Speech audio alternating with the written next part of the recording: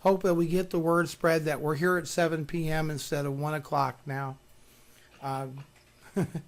DJ Rick, here we are. DJ Rick won. You know, rollback or something like that. I picked him to do that. Anyhow, when I read this is that I had no idea that 80% of Dell sales come from corporations and government. Had no idea it was that much. I knew it was a big share, but I didn't realize it was that much. Fantastic. But no boost from Windows 7 yet from Dell, which was released, as you know, back on October the 22nd.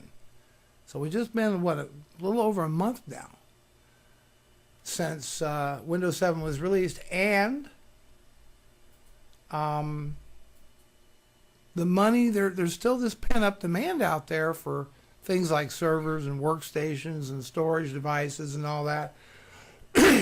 But the real interesting thing is, I think that many companies are still hanging on to those Windows XP machines that have served them so faithfully throughout the years. And as we know, many companies obviously skip Vista, I think for good reason. You know, I'm not one of those guys who just read what other people said about Vista and go, oh, it sucks. I'm going to tell everybody it sucks. No, I installed it several times on several machines, and without hesitation, I was not happy with the performance of Vista. But others are, I guess. There's always somebody, right, that says Vista did great. So, many of these companies that are out there who would be customers of Dell, you know, they're hanging on.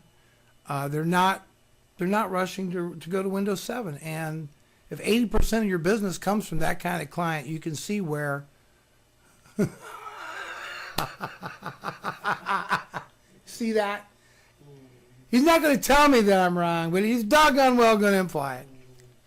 See, I already feel at home at my 7 p.m. time slot. That's good. Fantastic. We got a great guest on tonight, Jim Martin. Wonderful guy, really super smart guy, especially in networking. That is really his strong suit. Putting networks together, knows a lot about that sort of thing. He's going to be a regular guest now on the show starting tonight. I love it. I'm wrong. Wonder where Chris. You know what? It's too early in the morning, I think, for Chris Hayes. He likes to stay up till. Well, you know, I think the thing is, computer geeks have some kind of weird sleeping disorder thing. I think that is a prerequisite to being a true geek, is that you have some kind of weird sleeping disorder thing going on. I could be wrong about that, but I haven't met too many geeks that could just, you know, I guess we want to just be with our tech so much that sleep is, they are probably playing Halo. Well, they need to be here. They need to be here at FrugalTech-Live. They need to be watching FrugalTech-Live rather than playing Halo. I mean, come on, it's Halo.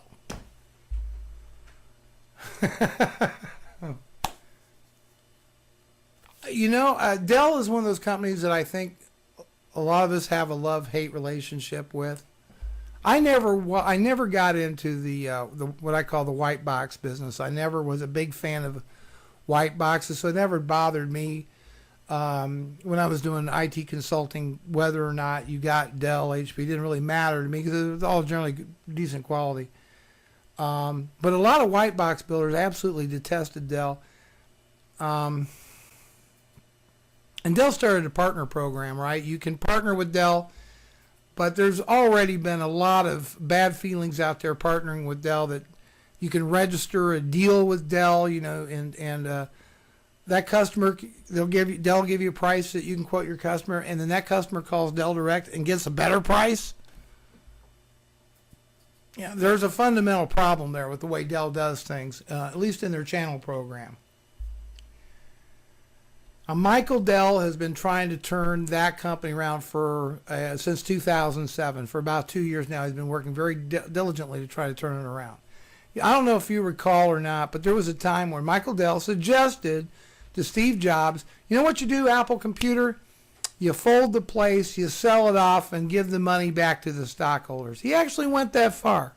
Well, who's laughing now? Now it's just the shoe's on the other foot. And that's because they're in a commoditized business. Slim margins on a commodity business.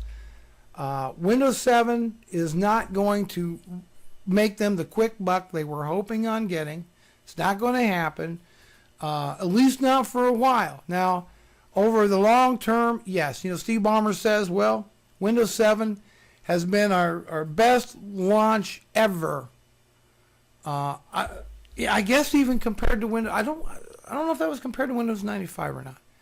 People actually stood in line at midnight to get copies of Windows 95. Do you remember, Cindy, when we got Windows 95 in our office? Do you remember that? It came in a box of like 13 floppy disks.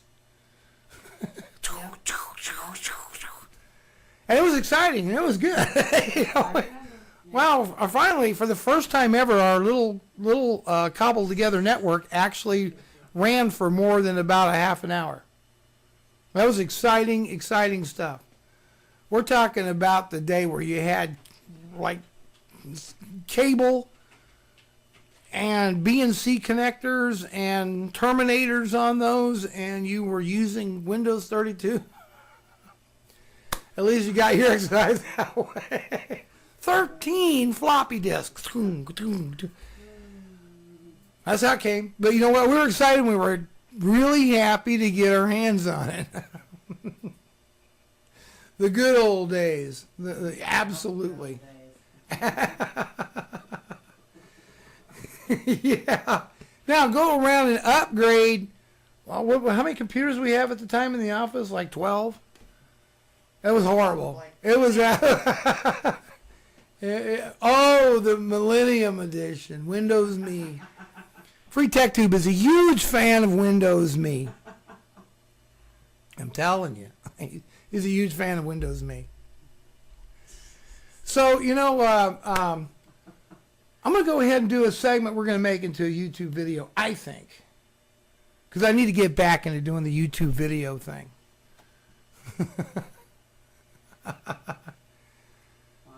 Oh, wow. Cubs Fantastic says, used me for 4 years, the pain and agony, and you hated it. And he kept doing it for 4 years. Remember that? Like on Saturday Night Live, the guy would say, I hate it when I jam a pencil in my ear. It really, really hurts. That's funny. How long did me... That was totally self-inflicted. Oh, gosh. Anyhow. So we named the show today, right? We named it, Hey, You Get Off My Cloud. And so I think this little part, maybe we'll cut into a YouTube video or not. I am a big fan of cloud-based computing. I really am. I have been sold on it, and I'm using it every day, and I'm making extensive use of Google Apps and Google Docs. Of course, they're not the only game in the cloud. I also use the Amazon S3 service for backing up my music, my photos, my business files, all that as well. So I'm really getting deep into the cloud. My email is hosted. My sales and marketing tools are all hosted. Our help desk software is all hosted. I'm really not running any traditional client server applications other than my accounting program. It's the only one that I'm using. Everything else is in the cloud, but you know what? Some people worry very much, and deservedly so, about cloud security. And that's what this show, kind of the crux about today's show is. And we're going to talk to Jim Martin about cloud security too. There was a report done by the European Network and Information Security Agency the ENISA, and they outlined the benefits and potential pitfalls of cloud computing. Well, I think the benefits are pretty self-evident.